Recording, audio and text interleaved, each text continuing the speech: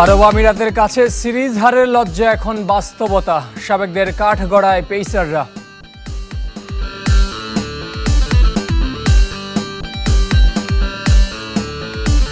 আমাদের বোলিং ইউনিটটা পুরো টুর্নামেন্টই 3টা ম্যাচই অতটা ভালো বল করতে পারেনি যতটা আমরা আশা করেছি।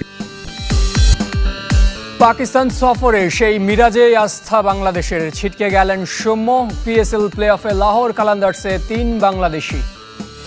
ব্যর্থতার বৃত্তে বাংলাদেশের ক্রিকেট, আরব আমিরাতের কাছে সিরিজ হারের লজ্জা এখন বাস্তবতা। হতাশ সমর্থকরা, কিন্তু তা ক্রিকেটারদের কতটা ছুঁয়ে গেছে? কারণ খুঁজতে গিয়ে পেসারদের সাদামাটা পারফরমেন্সকে দায় দিচ্ছেন সাবেক অধিনায়ক মোহাম্মদ আশরাফুল। তবে তৃতীয় টি-20-র ব্যর্থতার জন্য ব্যাটারদের নির্বুদ্ধিতা তার চোখে পড়েছে। তাই পাকিস্তানে কঠিন চ্যালেঞ্জ অপেক্ষা করছে জানিয়েছেন জাতীয় দলের সাবেক এই অধিনায়ক। 6 মাস আগেও যে দলের বিপক্ষে এই ফরম্যাটে জয় পেয়েছিল সৌদি আরব, সেই আরব আমিরাতের কাছে ব্যাক টু ব্যাক হার ব্যাখ্যাতীত। প্রশ্ন উঠেছে ক্রিকেটারদের নিবেদন নিয়ে। শেষ ম্যাচে আশরাফুলের কাঠগড়ায় ব্যাটাররা। আমার কাছে মনে হয়েছে ব্যাটসম্যানরা একদমই গেম প্ল্যান করে আসেনি, কিন্তু আমাদের ব্যাটসম্যানদের প্ল্যান এ বি একদমই ছিল না। জাস্ট একটাই তাদের প্ল্যান ছিল যে বড় শট খেলবেন, কিন্তু এখানে যেন 2-3টা বল ডট হলে তারপরে যে সিঙ্গেলস ডাবলস, ওই চিন্তাটাই করেনি। মধ্যপ্রাচ্যের দেশটির কাছে ধবল ধোলাই হলেও অবাক হওয়ার ছিল না। প্রথম ম্যাচে মোস্তাফিজ নৈপুণ্যে হারতে হারতে জিতেছে বাংলাদেশ। আইপিএল ব্যস্ততায় পরের 2 ম্যাচে কাটার মাস্টার খেলেননি, ডুবিয়েছে সেই পেসাররাই, যাদের পারফরমেন্সে সাম্প্রতিক সময়ে প্রশংসায় ভেসেছে টাইগাররা।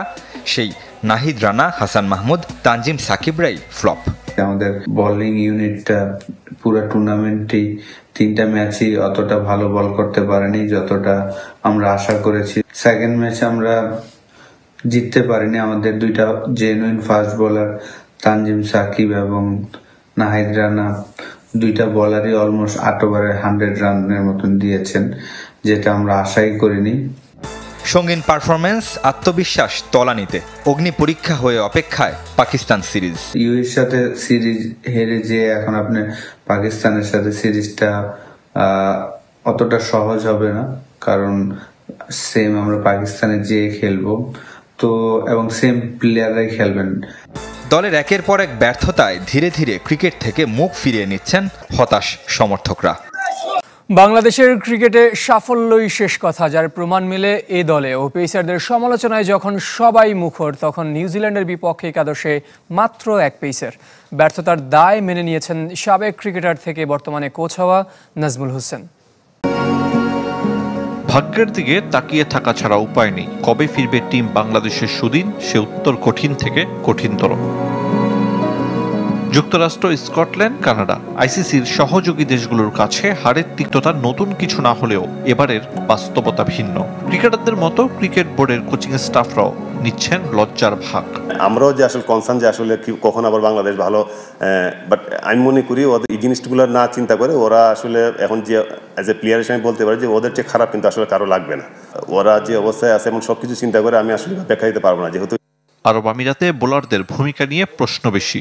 টি-20 হয় কি, যদি আপনার প্রপার ডেথ বলার না থাকে একটা টিমের জন্য, কিন্তু দেখেন আমরা 200 রান করে অথবা একটা ম্যাচ আমরা, তো এই জায়গায় যেটা হচ্ছে কি হয়তো ঘুরিয়ে ফিরিয়ে সবাইকে খেলানোর চেষ্টা করতেছে একটা ভালো একটা কম্বিনেশন তৈরি করার জন্য। দেশের ক্রিকেট ব্যবস্থার যে ত্রুটি তা আরও একবার খুঁজে পাওয়া যায় হোম অফ ক্রিকেটে। এ দলের ম্যাচে একমাত্র পেসার খালেদ আহমেদ। পাইপলাইন সমৃদ্ধ নয়, টিম ম্যানেজমেন্টের কাছে গুরুত্বপূর্ণ ম্যাচ জয়। জিতার যে একটা অভ্যাস তৈরি করা, এটা কিন্তু মানে প্লেয়ারদের, আপনি যদি বলে আমরা খারাপ ক্রিকেট খেলছি, বাট একটা ম্যাচ জিতা কিন্তু একটা 4 ম্যাচ জিতা কিন্তু আমি মনে করি যে অনেক বড় একটা অ্যাচিভমেন্ট। হঠাৎ অলরাউন্ডার সংকটে বাংলাদেশ ক্রিকেট। জাতীয় দলের মতো এ দল অথবা এইচপি সবখানে ভালো অলরাউন্ডারের অভাব। বিসিবির কোচদেরও জানা নেই কখন কিভাবে হবে সমাধান। এদিকে বাংলাদেশ অধিনায়ক লিটন দাস অবশ্য হারের জন্য শিশির উপর দায় চাপিয়েছেন। হতাশ ক্ষুব্ধ প্রবাসী বাংলাদেশিদের কাছে দুঃখ প্রকাশ করেছেন তিনি। ডিউ অনেক বড় একটা ফ্যাক্ট ছিল এই পুরো 3টা গেমই। খুব একটা আমরা হেল্প পাইনি বোলিং এ, বিকজ বলটা এত ভিজে গেছিল যেটার কারণে আমাদের বলাররা, স্পিনার হোক পেস বলার হোক, খুব একটা স্বাচ্ছন্দ্য বোধ করেনি। সেই মেহেদী হাসান মিরাজে আস্থা রাখতে হলো নির্বাচকদের। টি-20 দলে ডাক পেয়েছেন এই অলরাউন্ডার। সৌম্য সরকারের ইনজুরিতে ভাগ্য খুলল মিরাজের। পিঠের ব্যথায় ভুগছেন সৌম্য।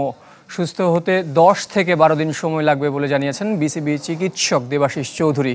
যে কারণে পাকিস্তানে পিএসএল খেলতে ব্যস্ত মেহেদী মিরাজকে বেছে নিয়েছেন নির্বাচকরা। পাকিস্তানের সাদা বলে খেলার সঙ্গে থাকা মিডল অর্ডারের ব্যর্থতা বিবেচনায় নিয়ে ডাকা হয়েছে মিরাজকে।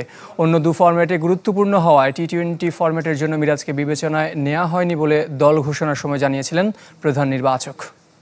আতঙ্কিত নাহিদ রানা না গেলেও পিএসএল খেলতে ঠিকই ফের দেশটিতে পা রেখেছেন রিশাদ হোসেন। এই লেগ স্পিনারকে স্বাগত জানিয়েছে তার দল লাহোর কালান্দার্স। সামাজিক যোগাযোগ মাধ্যমে পোস্টও করেছে ফ্র্যাঞ্চাইজিটি। পাক ভারত যুদ্ধের আগে লাহোর জার্সিতে 5 ম্যাচ খেলেছেন রিশাদ, নিয়েছেন 9 উইকেট। রিশাদ ছাড়াও এই দলে আছেন আরও 2 বাংলাদেশি, মেহেদী হাসান মিরাজ ও সাকিব আল হাসান। এলিমিনেটরে রাত 9টায় করাচি কিংসের মুখোমুখি হবে Lahore Qalandars. Assalamu alaikum. I am back, Lahore Qalandars family. See you in the ground. Let's do this together. হার জিত জীবনের অংশ। আরব আমিরাতের বিপক্ষে বাংলাদেশের সিরিজ হার নিয়ে তাই হতাশ না হয়ে প্রতিপক্ষকে ভালো খেলার কৃতিত্ব দিলেন অধিনায়ক লিটন দাস। সঙ্গে আবারও সেই পুরনো গল্প, শারজার শিশিরে বোলিং নিয়ে ভুগেছেন তথাকথিত বিশ্বসেরা পেস ইউনিট সদস্যরা। প্রথম 2 ম্যাচে ব্যাটাররা রান পেলেও তৃতীয় ম্যাচে বেশ কিছু ভুল চোখে পড়েছে ক্যাপ্টেনের। বাংলাদেশের টি-20 অধিনায়ক ব্যাটার হিসেবে গড়পড়তা ভালো হলেও ফিলোসোফার হিসেবে দুর্দান্ত। অন্তত সংবাদ মাধ্যমে বিভিন্ন সময় তার দেয়া সাক্ষাৎকারগুলো দেখলে সেটা বোঝা যায়। উইলো হাতে তার ব্যাটিং অনেকের কাছে মোনালিসার রহস্যময় হাসির মতো, যেটা আছে সবাই জানে কিন্তু চোখে বোঝা যায় না সব সময়। বোঝার জন্য প্রয়োজন অন্তর্নিহিত দৃষ্টি। ভাবতে পারেন হারা ম্যাচের পর এত কাব্য আসছে কিভাবে? আসছে লিটন দাসের ম্যাচ শেষের সাক্ষাৎকারে। অধিনায়কের দাবি এই হার জীবনেরই অংশ, তাই খুব বেশি হতাশ নন তিনি, বরং কৃতিত্ব দিতে চান ভালো খেলা প্রতিপক্ষকে। যদিও লিটন এটা ভুলে গেছেন, এই হার এখন আর বাংলাদেশ ক্রিকেটের ক্ষুদ্র কোনো অংশ নয়, একমাত্র অংশ। বরং জয় পেলেই সেটা অবাক করা ঘটনা এখন দেশের ক্রিকেটে। Definitely is not up to the mark when you come here. Always you thinking to win the game, but still is part of the life. And when you play cricket, sometimes opposition played really well. You have to credit goes to them also. বাংলাদেশের pace unit বিশ্ব সেরা, এই গল্পটা দেশের ক্রিকেটে চলমান বেশ অনেক দিন ধরেই। কিন্তু মোস্তাফিজ তাসকিনকে বাদ দিলে এর যা চেহারা দাঁড়ায় তা যে কতটা ভয়াবহ সেটা এবার চোখে আঙুল দিয়ে দেখিয়ে দিল আরব আমিরাত। কিন্তু অধিনায়ক বাজিয়ে চলেছেন সেই পুরানো ভাঙা রেকর্ড। সন্ধ্যার শিশিরেই নাকি ভন্ডুল সব পরিকল্পনা। This is not up to the mark what we want on this surface and this condition. And definitely last 3 games we bowl second, and the dew is the main factor. What I feel that. Post ম্যাচে মজার ঘটনাও ঘটেছে একটা।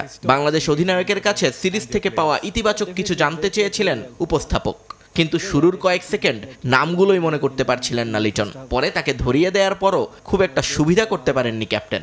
What are the positives you'd like to take? I'm sure quite a few youngsters have stood up and grabbed your attention and opportunities as well. Yeah, definitely the way Parvez Imon, Tanzit. Yeah, definitely Parvez, Imon and Tanjit Tamim, a couple of games, Ridoy bat and Jakir bat really well. Emirates ক্রিকেটের অনুরোধে ঢেকি গিলেছিল BCB. Pakistan series যাওয়ার আগে আত্মবিশ্বাস বাড়াতে খেলতে রাজি হয়েছিল আমিরাতে, যা এখন পাকিস্তানে যাওয়ার আগে সবচেয়ে বড় মাথা ব্যথার কারণ হয়ে গেল বাংলাদেশ ক্রিকেটের জন্য।